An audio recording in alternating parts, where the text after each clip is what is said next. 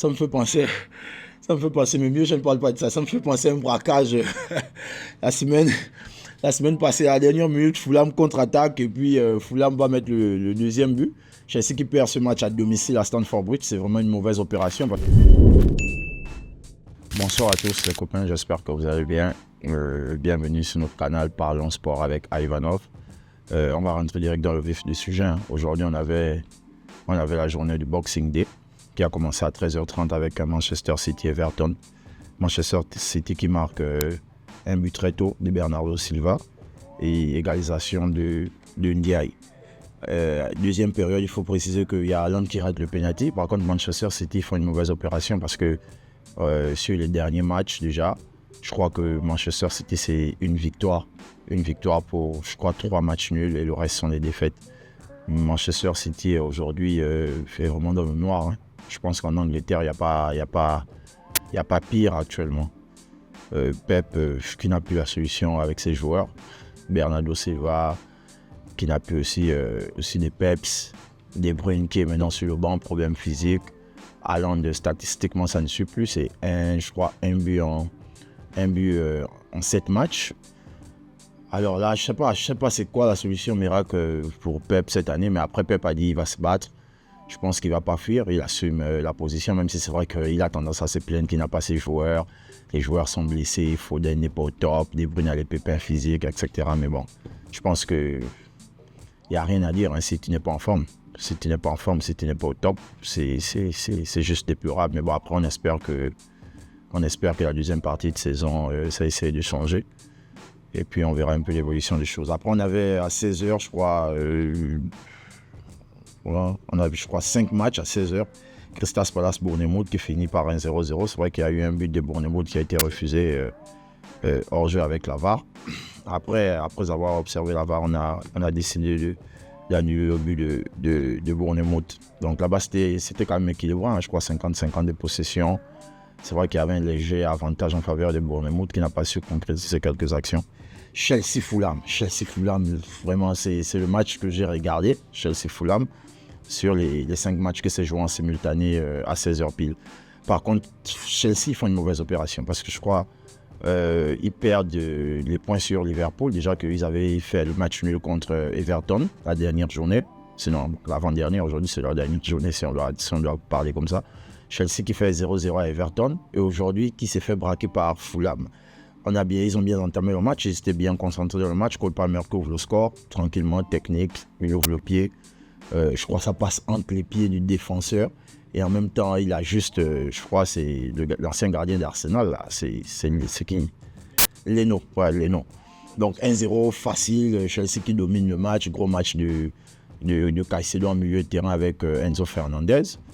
Jackson qui ne s'est pas vraiment retrouvé dans sa position de numéro 9 aujourd'hui.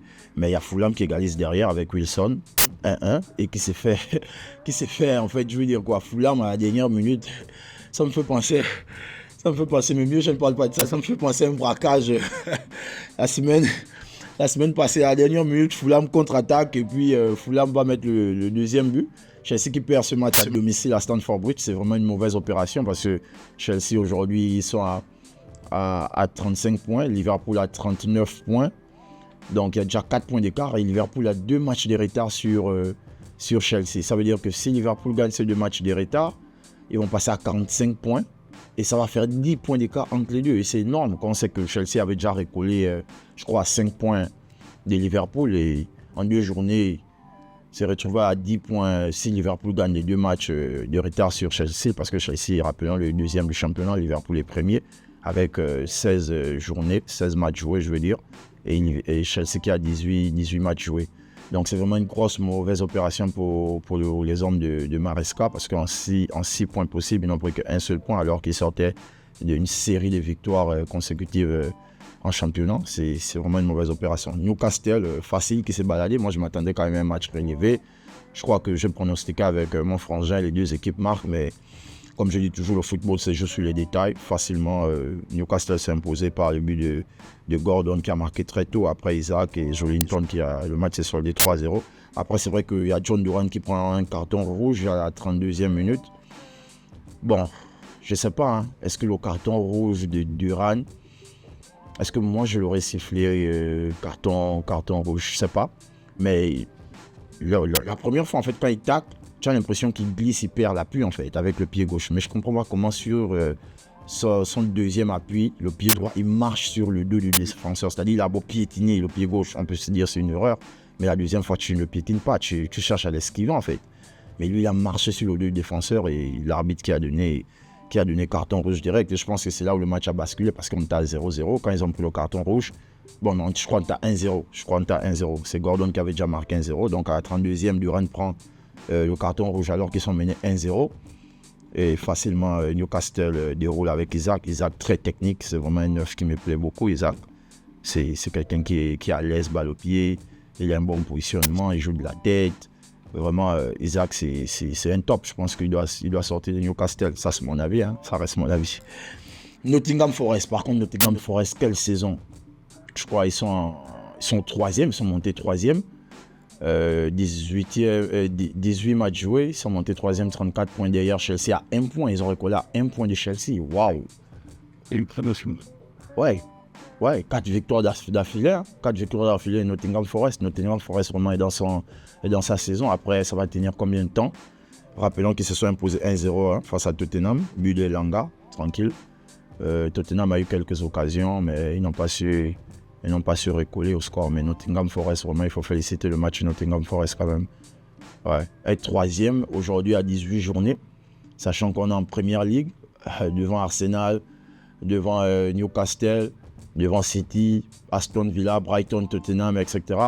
Ça a félicité de la part de Nottingham Forest. Et le dernier, bon, pas le dernier match, le dernier match, si je peux dire ça comme ça, des 16h, Southampton-West Ham qui a gagné. C'est vrai que le match était un peu fermé. Je pensais que ça devait terminer 0-0, mais il y a Bowen qui a débloqué le score. Et West Ham qui s'est imposé 1-0. Donc c'est un peu ça dans l'ensemble du boxing d'aujourd'hui. C'est vrai qu'il n'y a pas eu beaucoup de buts. Moi je m'attendais à une journée quand même assez folle. Les 3-3, les 4-3, les 4-2, les 2-1, n'importe comment. Mais rien, il y avait 0-0, il y avait des nuls 1-1 à 13h. Chelsea qui perd à la fin. C'est Newcastle qui fait une bonne opération 3-0. Nottingham s'impose sur 1-0. Et Southampton qui perd face à West Ham 1-0. Donc on va rappeler que Liverpool garde sa première place avec deux matchs de retard sur Chelsea. Chelsea deuxième, Nottingham Forest troisième, Arsenal quatrième. Je pense qu'Arsenal va jouer demain contre Brighton si je ne me trompe pas. Newcastle qui remonte à la 5e place. Manchester City, par contre, je suis un peu surpris de trouver Manchester City à la 7e place avec toutes les mauvaises opérations de Manchester City. Être 7e, alors qu'on sait que City, ça fait un bon bout de temps, ils n'ont pas gagné. Je suis quand même un peu étonné. Hein. Aston Villa qui descend à la 9e place, Fulham qui monte à la 8e place. Donc c'est un peu ça dans l'ensemble. Merci encore pour cette journée de Boxing Day. Donc je pense qu'il y a une autre journée, hein. Une autre journée le 29. Le 29, on va essayer de couvrir la journée de Boxing Day et puis faire un point sur l'ensemble des matchs, un résumé. Donc merci encore à tous et passez une bonne soirée. À la prochaine.